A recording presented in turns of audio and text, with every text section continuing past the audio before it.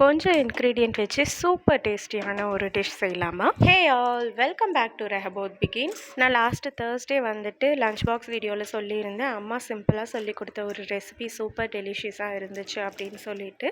அதுதான் இந்த பூசணிக்காய் கூட்டு. இந்த ரெசிபி செய்கிறதுக்கு ரொம்ப மெனக்கடவே தேவையில்லை. ஜஸ்ட் ஒரு கை கடலைப்பருப்பு எடுத்துக்கோங்க. அது வந்துட்டு தண்ணியில் ஒரு அரை வேக்காடு வேக வச்சுட்டு, அதுக்கப்புறம் பாதியில் பார்த்தீங்கன்னா இந்த பூசணிக்காவும் கொஞ்சம் கல்லுப்பும் சேர்த்துக்கோங்க. அது நல்லா வெந்து வந்ததுக்கப்புறம் தாளித்து எடுத்துக்கலாம்.